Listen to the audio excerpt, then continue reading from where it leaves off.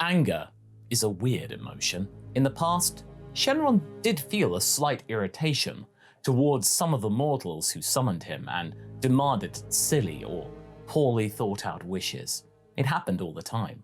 But still, in the past, he didn't really care about those selfish desires. He always felt that they would get their comeuppance one day, one way or another. And he had the distance of being an immortal being. Why would he care? But now, this was personal.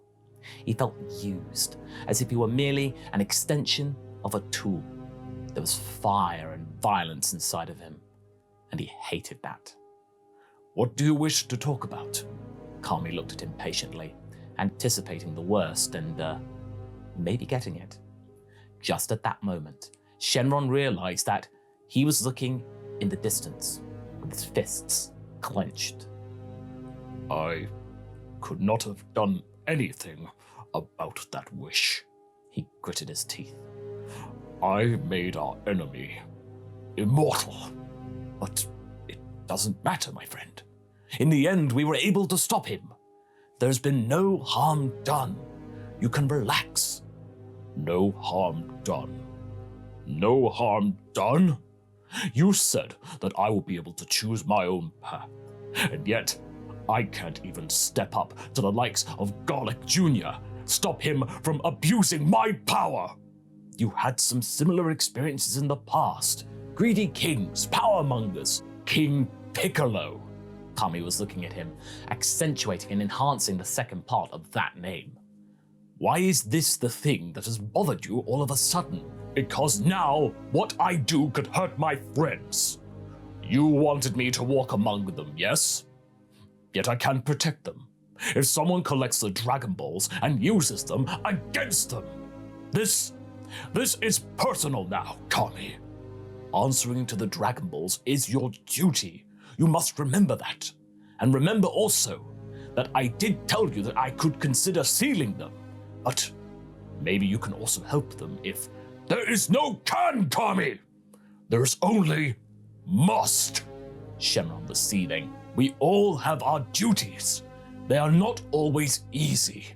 The old man raised his voice slightly. "Then I will make sure that no malicious creature will ever find the Dragon Balls again. If not, then I will not be held responsible for my actions," he hissed. Kami was shaking his head. He was losing the argument. But then he realized where all of this anger was coming from. "You spoke to Piccolo, didn't you? Don't let him get into your head. His goals are known, they are clear. He is interested only in dominance and disruption." "And what about your goals?" Shenron glared at Kami. Kami was taken aback. "Pardon me? Your goals, Kami. You may not be Piccolo in terms of malevolence, but you are not that different from him. You both are schemers. What are your end goals? Because it seems to me that I'm some kind of pawn in a game of some sort that I have no idea what the outcome will be. I do not see the end goal. You must know that as Guardian..." Kami began to talk, but Shenron interrupted, roaring in frustration. "No! Not that again! If you aren't willing to tell me, fine! I am going to secure the Dragon Balls myself. I am tired of being patronized." He took to the skies immediately and left. "Come back!" Kami roared. "Come back this instant! You don't understand!" But he was gone. Mr. Popo, meanwhile, was watching the bickering from a distance with a sad expression. Shenron simply wasn't listening. He wanted to make sure that no more dangerous people could ever get near the Dragon Balls. Not while he was around and could be responsible. It took him a year and a half or so to find suitable places to hide them, and they were far better than where the orbs actually landed. Finding them was easy because, if you think about it, he's kind of a Dragon Radar himself.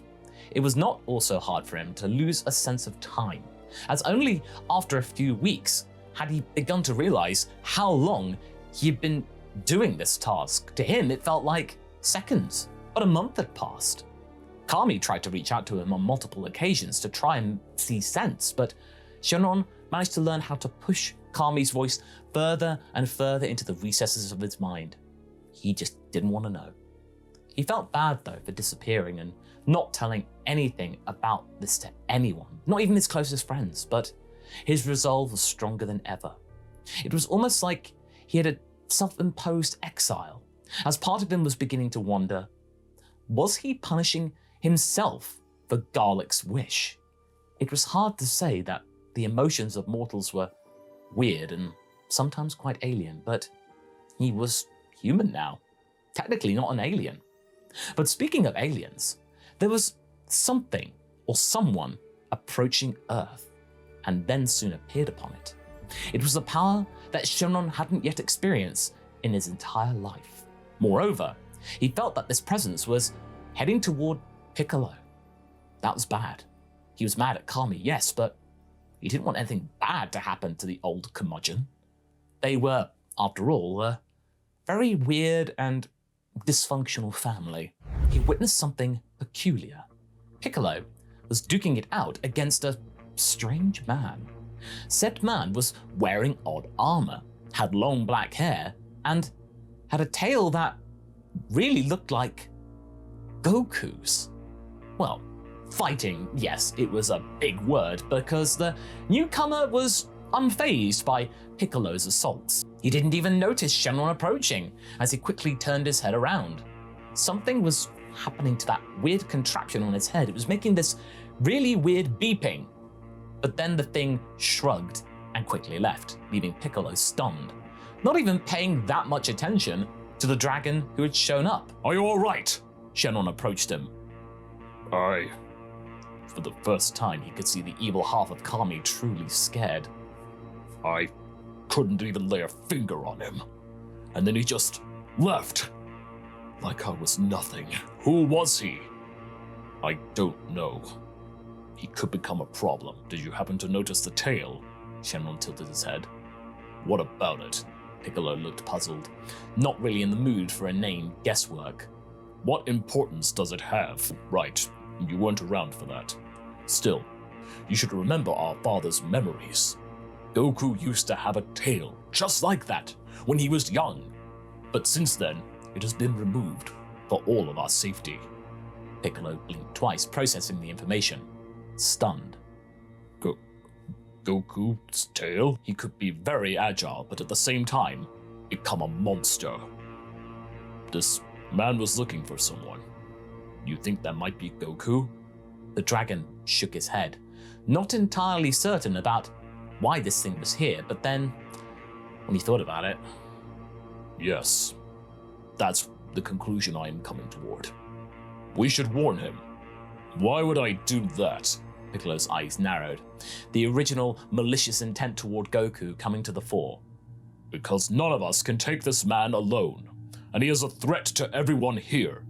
Goku cannot deal with it alone, as you couldn't. Piccolo glowered. But maybe we might if we join forces. Piccolo did not like the sound of that, an alliance, but Shenron had a point. His plans were jeopardized if this stranger was around. How could he take over a planet if there was no planet to take over? And besides, if someone was supposed to kill Goku, it should be him. All right, lead the way. Shenron nodded as they took to the skies. They hoped they could be fast enough to make a difference, but sadly, they weren't. The newcomer had already paid a visit to Kame House, where Goku had been, and had taken his son. Of course, everyone was incredibly wary of Piccolo, unsure about his intent, but Shenlang had managed to persuade them about some kind of truce. The weirdest part is that he had learned, though, was that this individual was apparently Goku's brother, Raditz, apparently, and a member of an alien race called the Saiyans. There was a slight ringing in Shenron's head when that name came up. He knew that he could access his knowledge in his dragon form because he was an all-knowing god.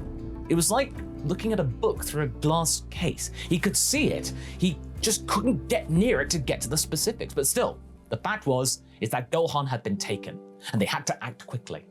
It was decided that Goku, Piccolo, and Shenlang would go after this Raditz individual.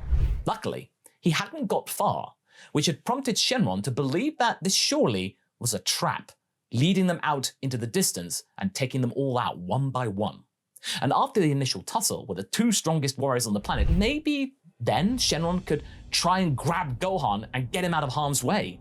But that was proven unsuccessful, because it became clear to him that this opponent was on a whole other level. He moved faster and almost was able to knock him down with a singular attack. As the barrage of ki blasts took out Piccolo's arm, the dragon then tried to get him away and maybe give him some time to regenerate. You and Goku need to get his attention somehow. I have a plan, said Piccolo, starting to charge a single-handed beam attack, the technique that Shenron, way back in the day, saw him trying to refine. Goku decided to go for it then with his Kamehameha, while Shenron launched a powerful fire breath maneuver that scorched part of Raditz's magnificent mane and space armor. He would have retaliated in anger, if not for Goku shielding Lang from his attack, but sustaining heavy damage himself. Then the two exchanged more attacks. Shenron, take Gohan now! Shouted Goku, sending another Kamehameha to distract Raditz. With that, the dragon charged at the pod and broke it open. Raditz and Goku grabbed by the neck, which caused something weird to happen with Gohan again. Suddenly, the tiny boy launched like a bullet and hit his nefarious uncle with great power right in the solar plexus, shocking everyone around them. But it was familiar, like what happened with Garlic. Could they harness that power someday? But anyway, using this distraction, Goku grabbed the Saiyan with a full Nelson and ordered Piccolo to shoot. Before Shenron could react, a special beam cannon drilled through both of their chests. No! Lang yelled, flying towards the falling bodies. As Piccolo approached the scene, Shenron lashed out at him, his old paranoid thoughts about the king's son coming to the fore. Why would you do that? He hissed loudly. You can wish him back with the Dragon Balls, and that way we are sure that this guy is gone. It's your thing, you know. Their bickering was interrupted by a soft chuckle from Raditz. You fools! My scouter is a transmitter. There are two more in my troop stronger than I. They will follow in my step. Piccolo had had enough of this smugness and crushed the Saiyan's throat. We better act fast. You heard him. Two coming. Even stronger than him. Anger had evaporated from the Eternal Dragon, but right now he felt overwhelmed by everything that had happened that day. And Gohan, that poor child, seeing this kind of thing again, he must have been terrified. He had to take him back to his mother right now. But in just a few moments, the crowd came along. Krillin, Bulma, and Roshi arrived at the scene, while Shenron was trying to calm the boy down, him having regained consciousness. And meanwhile, Goku's body just vanished. What's going on? Krillin blinked twice, unsure what was going on. Then, Kami's voice rang through their ears. Do not worry, my friends. Do not worry about Goku. When he is ready to be resurrected, we shall let you know, and that will be the time to act. What's that supposed to mean? I am sending him to a special training camp that can only be possible to access from the other world. Goku is our only hope now. Shenron grew weary of distrusting Kami now, and he simply confirmed that this message was true. The logic was sound. And then he wanted to depart with the kid, but Piccolo blocked his way. What are you doing? Shenron narrowed his eyes. The kid. Hand him over. Over my dead body. What do you need him for? Isn't it obvious? He needs to train. This is a terrified 4-year-old. What are you going on about?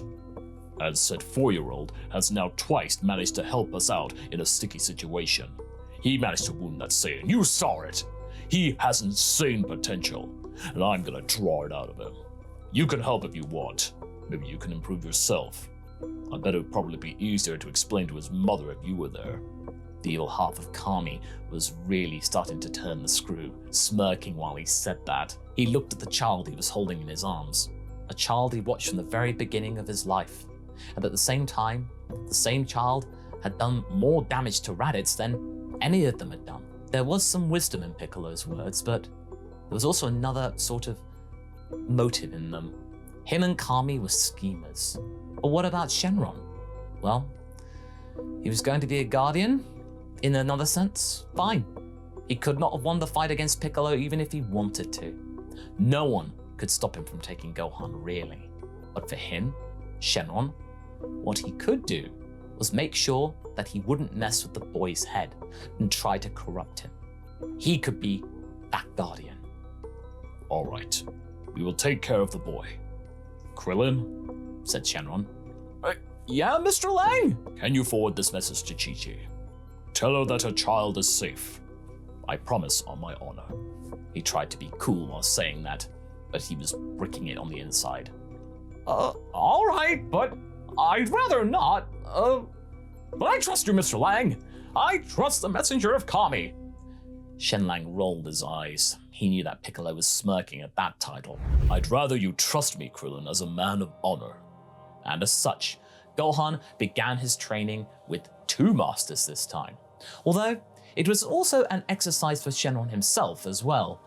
Piccolo was an incredibly harsh teacher, but he was also fair. At the same time, the dragon made sure that he would not be able to push the boy too hard or get him to try and help him to take over the world. Weirdly enough, the 3 of them even started to enjoy their company in some very weird and bizarre way, especially when, during one of the nights, Shenron heard from Kami that Raditz had made it to Hell instead of Limbo, which may mean that Piccolo was indeed growing some kind of conscience. He didn't respond to that theory, but it gave him a lot to think about. A big test, though, came when one of those nights, Gohan looked at a full moon and transformed into a gigantic ape monstrosity, just like his father did. Thankfully, Shenron was able to use his magic to cover the view with illusionary clouds, and then preventing it from going full force, and then afterwards, they removed his tail. To be fair, we should have done it earlier. I told you they'd do that, Shenron said.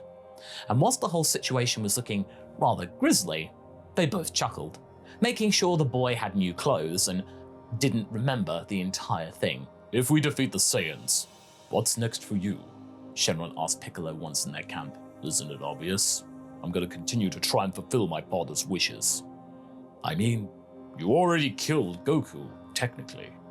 The dragon crossed his arms. Well, that doesn't count. It was satisfying, yes, but only for a brief period. Maybe it never will? Don't try to outsmart me, dragon. What about you? Are you going to go back on your knees to the old man after this? I don't know. I need to guard the Dragon Balls, that's all I do know. Or what do you want to do? Shenron was looking off into the distance when he said that. He had no idea. The trees then moved slightly with the gentle breeze. We shall cross that bridge when we get to it. And that's where we're going to be leaving things for right now.